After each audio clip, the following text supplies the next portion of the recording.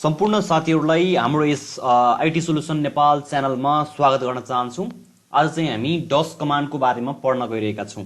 डस command भनेका चाहिँ के हुन्, तिनीहरु चाहिँ कसरी युज गर्न सक्छौं, हामीले डस अपरेटिङ सिस्टमलाई चाहिँ कसरी युज गर्न सक्छौं भन्ने कुरा चाहिँ तपाईहरु माझमा राख्न चाहन्छु।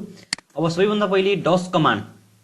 A command is a set of instruction used to perform specific task. Does command भनेको चाहिँ सेट अफ कमान्डहरु हुन्, इन्स्ट्रक्सन हुन् जसले चाहिँ स्पेशल काम गर्छन्। अब इन्टरनल कमान्ड र एक्सटर्नल कमान्डहरु छन् डस कमान्डहरु हैन, टु टाइप्सका छन्। इन्टरनल कमान्ड भनेको चाहिँ बिल्ट इन command.com चाहिँ बिल्ड भएको हुन्छन्, जोडिएका हुन्छन्, स्टोर भएका हुन्छन् हैन। Internal command are memory resident भनेको चाहिँ प्राइमेरी मेमोरी जस्तो र्याममा चाहिँ रहेका हुन्छन् इन्टरनल कमान्डहरु हैन। Internal command execute immediate because they are built for DOS अपरेटिङको लागि चाहिँ बनेका हुन्छन्, त्यसकारणले यो चाहिँ तुरुन्तै चाहिँ रन हुन्छन्। Therefore when DOS is loaded भनेको छ, these commands are ready to be execute भनेको छ। डस कमान्डहरु यो छन् है इन्टरनल कमान्डहरु। अब एक्सटर्नल कमान्ड भनेको चाहिँ के छ भने external commands are stored on directory of disk have an extension .exe और .com, यो एक्सटेन्सन सँग चाहिँ स्टोर भएका हुन्छन्। External commands are disk resident or on the disk as a program file, डिस्कमा चाहिँ प्रोग्राम फाइलको रूपमा चाहिँ रहेका हुन्छन्, स्टोर भएका हुन्छन् यिनीहरु। इन्टरनल कमान्ड प्राइमेरी मेमोरीमा रहन्छन् भने एक्सटर्नल कमान्डहरु भनेका एक्सटर्नल डिस्कमा चाहिँ रहन्छन्। Command available on disk are called external command. डिस्कमा चाहे त्यो हार्ड डिस्क हो चाहे फ्लोपी डिस्क हो हैन, त्यो डिस्कमा भएका कमान्डहरुलाई चाहिँ हामी एक्सटर्नल कमान्डहरु भन्छौं। The disk must read the content of each file before execution, हामीले चाहिँ फाइल एक्जिक्युसन गर्नुभन्दा अगाडि चाहिँ डिस्कलाई चाहिँ रिड गर्नुपर्ने हुन्छ। एक्सटर्नल कमान्डहरु यस प्रकार छन्। हामी यी मध्ये कमान्डहरु मध्ये केही महत्त्वपूर्ण कमान्डहरुको केही बेसिक कमान्डको बारेमा चाहिँ तपाईहरुलाई चाहिँ प्र्याक्टिकली म गरेर देखाउन गइरहेको छु। यो कमान्डहरु छन्। अब सबैभन्दा पहिले हामी चाहिँ डस विन्डोज मोडमा चाहिँ डसलाई ओपन गर्नु पर्यो भने यसमा जाने हामीले चाहिँ cmd टाइप गरौँ। डस प्रमोड चाहिँ खुलिसकेको छ। तपाईलाई चाहिँ सजिलो होस् भनेर मैले चाहिँ यसलाई चाहिँ साइज एकैचोटी देखाउँदै छु।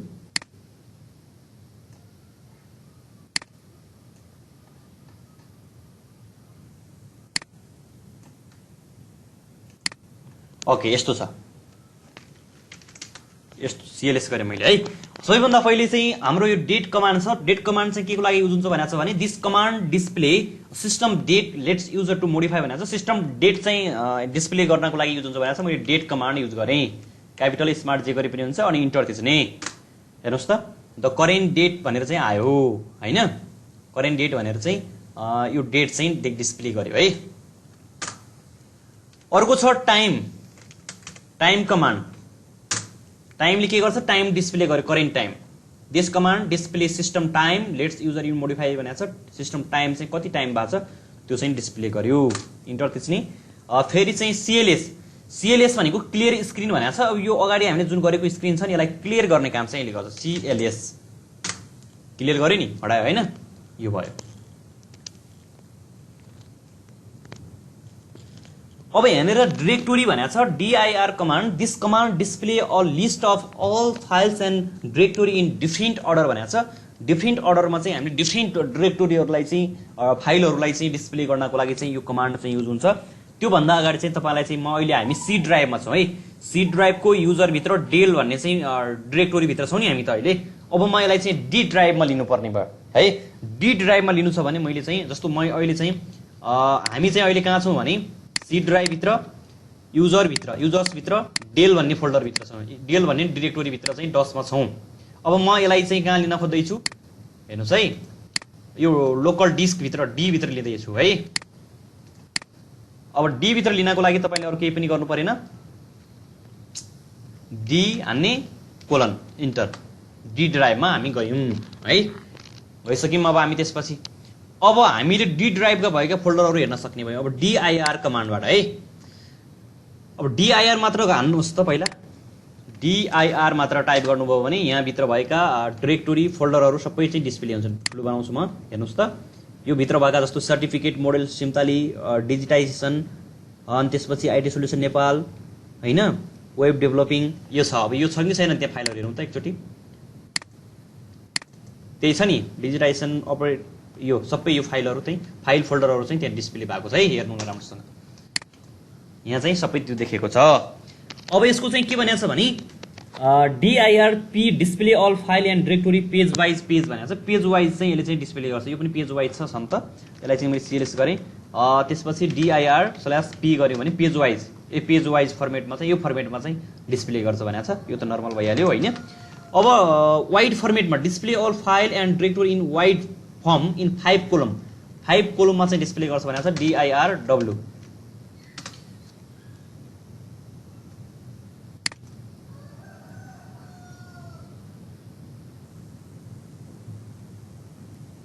यसमा चाहिँ थोरै डेटा भएकोले चाहिँ यसमा चाहिँ हेर्नुहोस् है,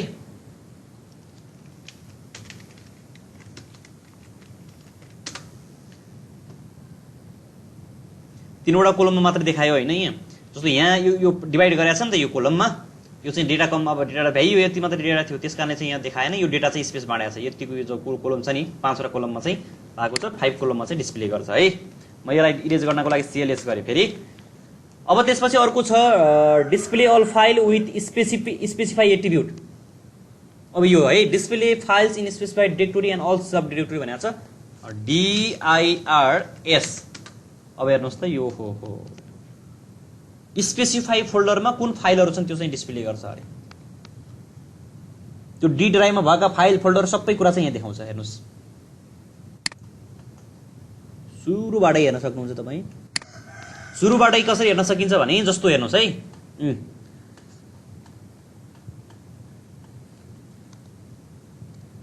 यो सबै कुराहरू चाहिँ यहाँ देखाएको छ के, फाइल यो कहाँ छ भन्ने कुरा सबै डिटेल चाहिँ यसले चाहिँ डिस्प्ले गर्छ। यो फाइल HTML फाइल, त्यसपछि यसको लिङ्क कहाँ छ, सबै कुरा चाहिँ यसरी हामीले हेर्न सक्छौँ।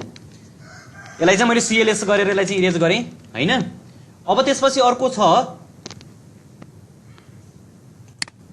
DIRA भनेको छ। अब यसमा चाहिँ केही पनि परेन, AD डिस्प्ले डिरेक्टोरी ओन्ली है। अब यसलाई मैले डिरेक्टोरी भनेको फोल्डर मात्रै चाहिँ डिस्प्ले गर्नु पर्यो भने हामी विन्डोजको ल्याङ्ग्वेजमा फोल्डर भन्ने भयौँ, डसमा चाहिँ डिरेक्टोरी भन्ने भयौँ। यसको लागि चाहिँ AD फोल्डर मात्र डिस्प्ले गर्ने, फोल्डर मात्रै डिरेक्टोरी मात्रै डिस्प्ले भयो। यही छ नि हाम्रो फोल्डरहरू। एउटा चाहिँ digitisation operator practical software backup होइन, यो छ। अब हेरौँ त यसमा हेरौँ त ल फोल्डरहरू के छ, यो छ यो छ यो छ यो छ, यही छ नि होइन। यसरी चाहिँ हामीले चाहिँ डिस्प्ले गर्न सकिन्छ। त्यसपछि AD भनेको छ डिस्प्ले फाइल ओन्ली, फाइल मात्रै चाहिँ डिस्प्ले गर्नु पर्यो भने DIR/A-D फाइल मात्रै चाहिँ डिस्प्ले भयो यसमा है। यसमा भएका फाइलहरू छन् नि यो फाइलहरू, यहाँ यो फाइलहरू भने के यो भनेको फोल्डरहरू यिनी फाइलहरू मात्रै डिस्प्ले गर्यो। मैले यसलाई चाहिँ CLS गरिदिएँ। अनि त्यसपछि अब यो कुराहरू छ। यसमा चाहिँ AD भयो डिस्प्ले रिड ओन्ली फाइल, हामीले रिड ओन्ली बनाएको फाइल मात्रै यसले डिस्प्ले गर्छ। यसले चाहिँ हिडन फाइलहरूलाई डिस्प्ले गर्छ। जस्तो मैले चाहिँ यसमा हेरेँ हिडन फाइलहरू केही छ कि छैन, मैले हिडन गरेको छु कि छैन हेरौँ होइन। AS हिडन फाइल चाहिँ के रहेछ, system.bin सिस्टम भोलम इन फर्मेट भन्ने चाहिँ दुईवटा फोल्डर चाहिँ हिडन रहेछ, दुईवटा डिरेक्टोरी है। यो चाहिँ हिडन भयो है। अब सिस्टम फाइल डिस्प्ले सिस्टम फाइलहरू डिस्प्ले गर्नको लागि चाहिँ युज हुन्छ। अर्डर डिरेक्टोरी अर्डर भनेको चाहिँ कुन अर्डरमा राख्ने त, display all file and directory in ascending अर्डरमा राख्ने भने एउटामा चाहिँ देखाइदिन्छु तपाईँहरूलाई।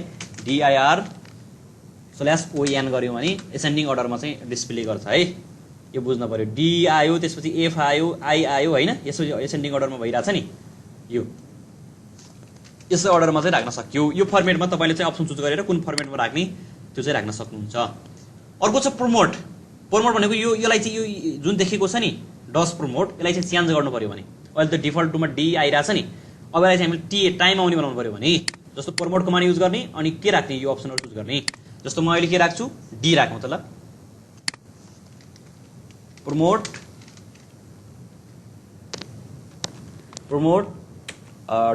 $T। अब टाइम आयो हेर्नुहोस् त, T भनेपछि टाइमबाट अब यहाँ चाहिँ हामीले काम गर्न सक्छौँ। CLS गरे पनि अब यही टाइम देखिने हो यो भन्दा। अब यसलाई चाहिँ फेरि प्रमोट $D गऱ्यो भने डेट। अब फेरि यसलाई चाहिँ prompt $Q equal to sign आयो नि, हैन। अब हामी जति पनि चेन्ज गर्न सक्छौँ, यो तरिकाले चाहिँ चेन्ज गर्न सक्यो हैन। यो ग्रेटर देन सिम्बल देखाउने कि नदेखाउने। अब यो ओरिजिनल पहिला जे थियो त्यो ल्याउनलाई के लेख्ने फेरि प्रमोट $$P$G इन्टर। पहिला जे थियो त्यही आयो नि, हेर्नुहोस् त CLS। यसरी चाहिँ हामी चेन्ज गर्न सक्छौँ प्रमोट भनेको। Copy disk allow user to copy one or more file from one location to another or at the same location by using भनेको छ। एक ठाउँबाट अर्को ठाउँमा चाहिँ हामीले फाइल चाहिँ कपी गर्न सक्छौँ भनेको छ। अब त्यसको लागि फाइल बनाउनु पर्छ सबैभन्दा। अब त्यसको लागि हामी कपी कोन फाइल बनाउने कमान्ड भनेको चाहिँ कपी कोन हो। कपी कमान्ड युज गरेर एउटा फाइल बनाउँ त है। सबैभन्दा पहिले हामीले कपी कोन लागि यसमा चाहिँ यसलाई चाहिँ हामीले के फाइल बनाऊ भनेपछि IT solution नेपाल 1 भनेर txt भनेर राखेँ है। जस्तो अहिले यहाँ हेर्नुहोस् है, यो फाइल छ कि छैन हेर्नुहोस्। हामी डी ड्राइभमा चाहिँ यो IT solution नेपाल भन्ने फाइल छ छैन, यसलाई मैले डिलिट गरिदिएँ। IT solution लाई छ, यसलाई डिलिट गरिदिएँ ल है। अब यहाँ फाइल छैन। अब IT solution नेपाल भन्ने मैले फाइल गर्दैछु, इन्टर गर्ने। अब यही यसमा चाहिँ के कन्टेन्ट राख्ने, IT solution Nepal is the great platform to get IT related knowledge हैन, नलेज भनेर चाहिँ राखेँ ल। यसलाई चाहिँ अब सेभ गर्नु पर्यो भने Ctrl+Z अथवा चाहिँ F6 थिच्ने, त्यही छ है। F6 थिच्ने, यो सेभ भयो। अब यो फाइल चाहिँ बन्यो अथवा बनेन त्यहाँ हेरौँ त। यहाँ चाहिँ IT solution नेपाल 1 भन्ने आउनु पर्यो है। आइसकेको छ IT solution नेपाल। अब यसलाई सर्च गरौँ त, यसलाई खोलौँ त। त्यहाँ कन्टेन्ट आयो कि नि, हामी लेखेको content IT solution Nepal is the great platform to get IT related knowledge भनिसक्यो है। यो फाइल चाहिँ भन्यो, हामीले चाहिँ फाइल क्रिएट गर्न सक्यौँ। यो बुझ्न पर्छ तपाईँहरूले। अब कपी गर्ने भनेको छ, एउटा फाइल चाहिँ कपी गर्ने भनेको छ। अब यसलाई चाहिँ हामी के गर्न सक्छौँ भने सिन्ट्याक्स हेर्नुहोस् त। एक ठाउँबाट अर्को ठाउँमा चाहिँ कपी गर्न सकिन्छ भनेको छ। कपी त्यसपछि हाम्रो अहिले के छ, डी ड्राइभमा छ हैन। डी ड्राइभमा भएको IT solution नेपाल 1.txt लाई हामीले कहाँ लिने हो, ई ड्राइभ भित्र। अब ई ड्राइभमा यसलाई चाहिँ मैले के भनेर राखेँ भने अपरेटर क्लास भनेर राखेँ, txt भनेर राखेँ है। अब यसलाई अब यो हेरौँ अब कपी भयो कि नै।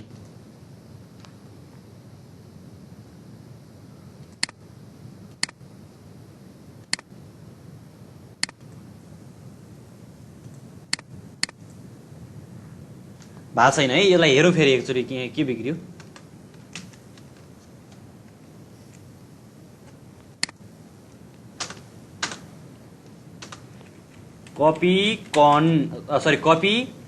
कपी पछाडि चाहिँ हाम्रो यो सिन्ट्याक्समा चाहिँ डी ड्राइभ भित्र स्ल्यास हैन slash IT solution Nepal 1.txt फाइललाई त्यसपछि ई ड्राइभ भित्र त्यसपछि अपरेटर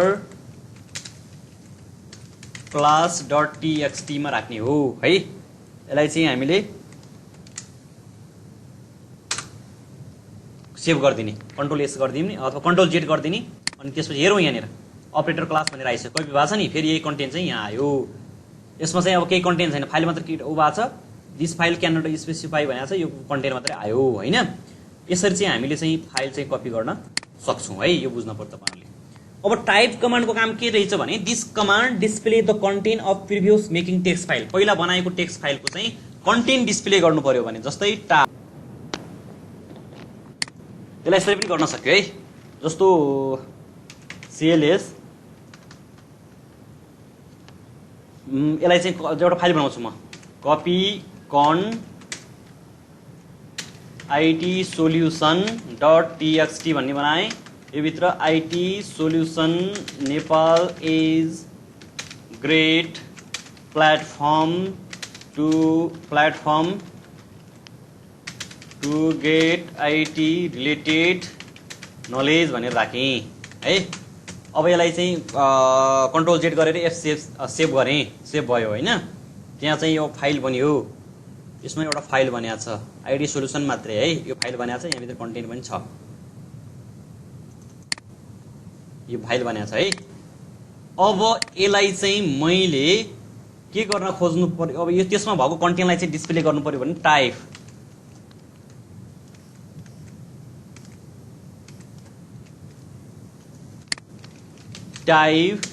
ITSUL solution.txt यसमा कन्टेन्ट भनेर आयो, डिस्प्ले भयो है। हामीले टाइप कमान्ड युज गरेर चाहिँ डिस्प्ले गर्न सक्छौं, यसरी गर्न सक्ने भयौं। Type rename this command allow user to change the name of existing text file by new name. त्यो अवश्य यो के नेम छ हाम्रो, यहाँ आईटी सोल्युसन मात्र छ नि, मलाई आईटी सोल्युसन अपरेटर ग्रुप भनेर चाहिँ नेम लेख्छु है। त्यसलाई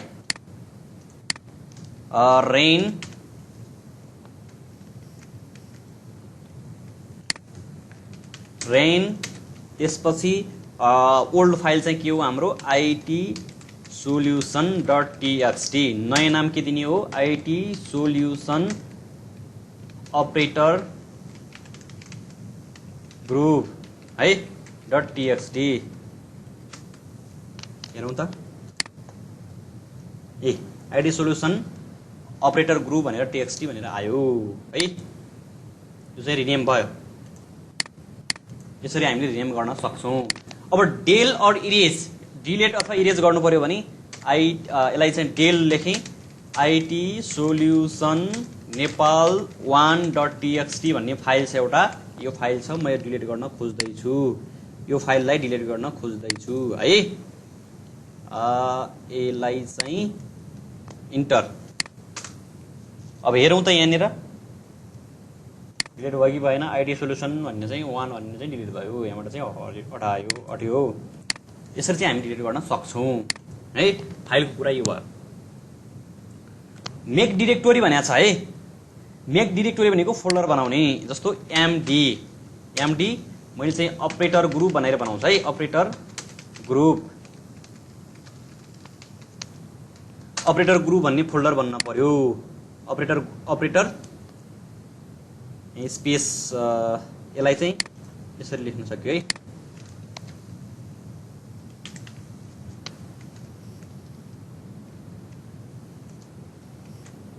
जस्तो एमडी अपरेटर ग्रुप इन्टर थिचौं।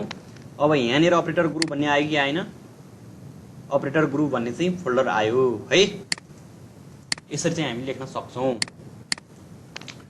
अब चेन्ज डिरेक्टोरी भनेको छ, जस्तो this command is change or enter the directory भनेको छ, यसमा चाहिँ यो हेरौँ है।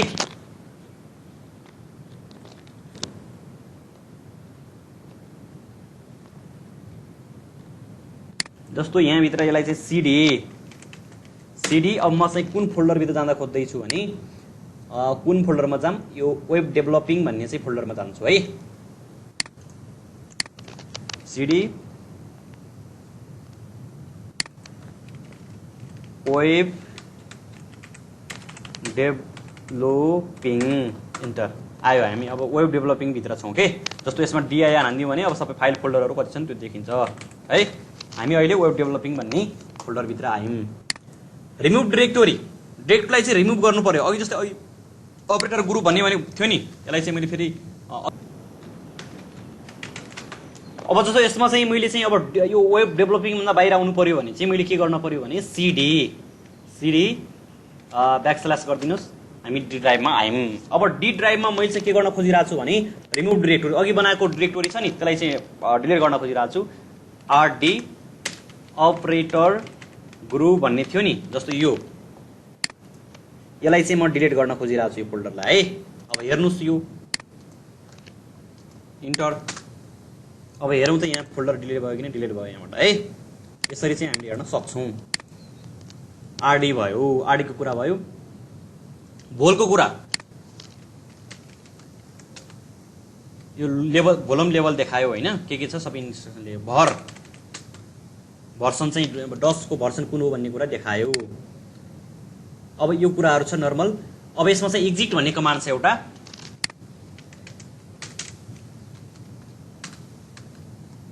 एक्जिट कमान्डले के गर्छ हेर्नुस् है। हामी डसलाई क्लोज गर्ने काम गर्यो। यसरी हामीले डसको चाहिँ इन्टरनल कमान्डको बारेमा युज गर्न सक्छौँ, इन्टरनल कमान्डलाई चाहिँ यसरी युज गर्न सक्छौँ।